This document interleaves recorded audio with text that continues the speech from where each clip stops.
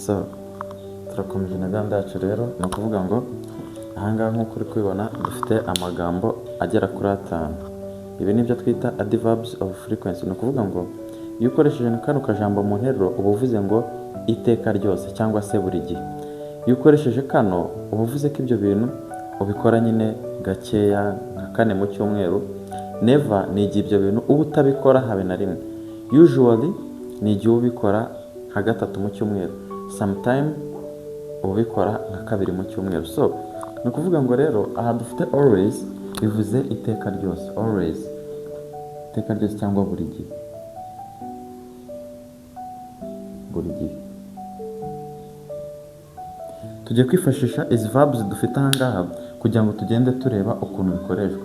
Nituza nko guhera kuri ijambo always bivuze buri gihe, tugafata n'iri rivuze sleep, ushobora kubihuriza mu nteruro ugakoresha iya verb na iriya jambo ushaka kuvuga nk'ikintu runaka. Reka tuvuge ngo buri gihe ndyama ntinze, sibyo? Twavuga ngo I always sleep late. Hariyo wabuvuze ngo buri gihe ndyama ntinze. So ni ukuvuga ngo rero ikintu cya mbere ukwiye kumenya kugira ngo umenye gukoresha amagambo neza, dufite icyitwa subject I, you, he, she, it, we, they, sibyo? Ni ukuvuga ngo niba kano kavuga ngo always buri gihe, ukaba ushaka kuvuga ikintu ukora buri gihe, uravuga ngo I always, ukivuga iriya I uhita ukurikizaho iyo always ushaka kuvuga y'icyo kintu. Iyo ushaka kuvuga umuntu ugakora ikintu buri gihe runaka, reka wenda tuvuge ngo ngiye kuvuga ngo wowe buri gihe urakererwa, sibyo? Wowe buri gihe urakererwa. Nakubwira ngo you are always late. Bivuze ngo buri gihe wowe uba wakerewe. You are always late. Buri gihe wowe uba wakerewe. So ni ukuvuga ngo turaza tugakurikirana na subject he always, buri gihe uwo muntu rwavuze uwo muntu w'igitsina gabo, ugakomeza n'aha ngaha hose tugenda. Noneho akangaka ni ukuvuga ngo hano hari always ushobora kubasimbuza rimwe muri utu tujambo, ariko bigaterwa n'inshuro ushaka kuvuga icyo kintu kiba. Reka tuvuge ngo ntabwo njya nkererwa, ni urugero. Tujya kuvuga ngo ntabwo njya nkererwa.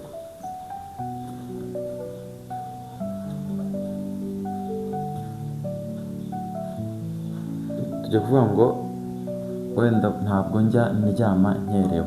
Ntabwo njya ndyama nkerewe. Aha always bivuga buri gihe. Ubundi iyi ni imbusane ya never. Never niryo jambo ukoresha ushaka kuvuga ko igikorwa runaka kitajya kibaho. Ushaka kuvuga ngo I never sleep late. Ubu waba uvuze ngo ntabwo njya ndyama nkerewe. Ni ukuvuga ngo aha dufite amagambo abiri ateye gutya. Ijambo rya mbere rivuga always bivuze buri gihe cyangwa iteka ryose. Irya kabiri rivuze never. Never ni ikintu kitajya kiba habe na rimwe. So ahangaha nukoresha iri jambo always mu nteruro ushaka kuvuga ko icyo kintu kiba buri gihe, kimeze nk'iyame, kimeze nk'itegeko. Ariko nukoresha mo never ukavuga ngo I never sleep late, uzavuze ngo sinjya ndyama ntinze.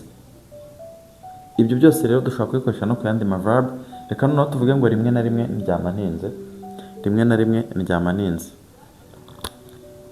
Ubwo rimwe na rimwe ni kano kajambo, ni kano. Rimwe na rimwe ndyama ntinze, wavuga ngo I sometime sleep late. Aho wavuze ngo rimwe na rimwe ndyama ntinze. Ibi byose rero ushobora kuza ibi byose ukabikoresha kuri izi verbs zose, tukagenda dukoraho urugero kuri buri verb. So tugiye nko kugenda turebe kuri buri verb, tugenda turebaho urugero. Reka duhere ko nko kuri yo hasi ivuga kubaho. Kubana, reka tuyikoreshe nko kubana kuko ivuga kubaho cyangwa kubana. Ushobora kuvuga ngo I live with my mother. So ushobora kuvuga ngo I often, ushobora kuvuga ngo mu rugero I often live with my father.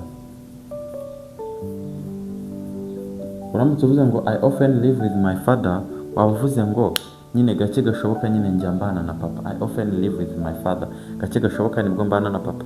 Ni nk'igihe papa na mama baba ahantu hatandukanye, rimwe na rimwe ukaba ujya kubana na papa wawe, wavuga ngo I often live with my father, rimwe na rimwe njya mbana na data. So tukajya kuri run, aho dushobora gukoreshaho usually, ukavuga ngo I usually run in the morning. Run bivuze kwiruka, iyi ni kuba. Ushobora kuvuga ngo I usually run in the morning. In the morning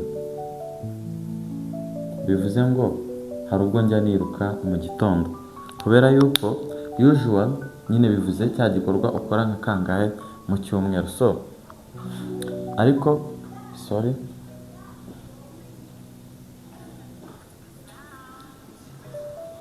okay, reka dukomeze. Iyi ngiyi ntabwo iri kugaragara, iri mu rumuri. Ni run in the morning. Run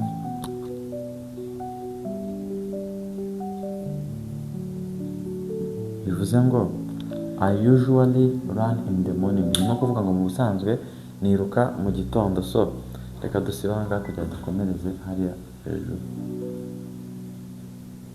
Reka tuvuge kuri iriya jambo come, bivuze kuza. Come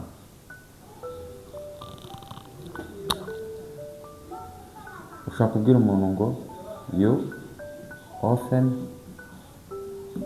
come early. Wamubwira ngo ni gake cyane uza uzindutse. You often come early, ni gake cyane uza uzindutse, kuko often aba ari gake cyane. Yes, bijya kumera kimwe. Iyo ni orphanage. Iyi imfubyi bandika gutya orphan, iyi ngiyi bakayisoma nka orphan bisanzwe, ntabwo ari iriya often. Iriya ni often, ahubwo ushaka kwibaza uti kuki tutayisoma ngo often tugasoma often. Ni kuri nyine tuvuga often. So ushaka kubwira umuntu ngo you often come early, ni gake cyane uza uzindutse. So sell bivuze kugurisha. Sell, kugurisha. Ushaka kuvuga ngo I always sell my stuff.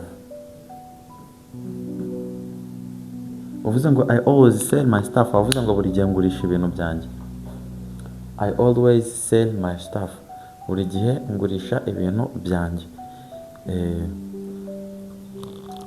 Okay, reka dukoresha hano buy, ukavuga ngo I never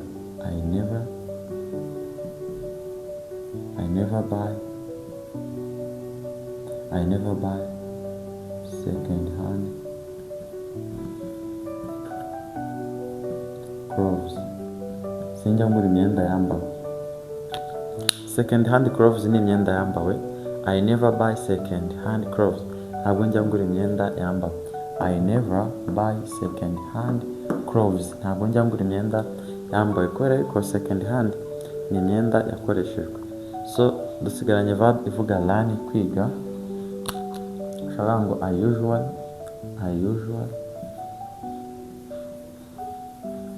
learn. Kansiri hano munsi.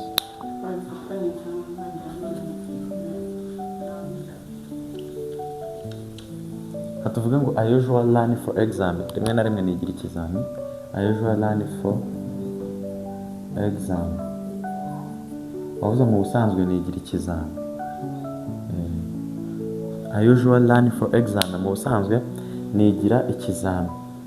I usually learn for exam, mu busanzwe nigira ikizami. So ukaba urituje. Nkuko nakubwiye always bivuga buri gihe, kanyana mbishyiraho. Uduhere kuri sometime uvuga rimwe na rimwe.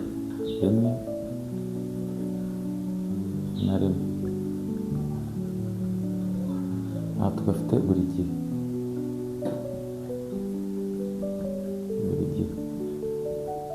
Aha tukagira nta na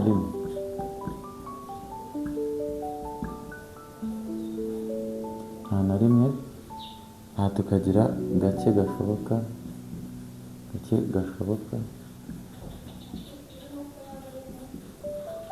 aha tukaba dufite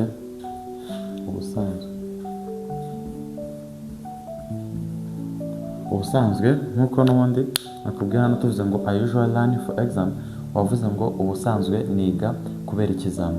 Always buri gihe, often gake gashoboka, never nta na rimwe, usually ubusanzwe, sometimes rimwe na rimwe. So iyo ugiye kubivuga ubanza icyitwa subject hanyuma ugakurikizaho imwe muri izi adverb of frequency bitewe n'inshuro ushaka kuvuga icyo kintu kiba, hanyuma amara kubikora gutyo ugahita urenzaho verb, ugahita urenzaho icyo twita complement bisanzwe nk'uko twagiye tubibona. nk'uko hano twavuze ngo I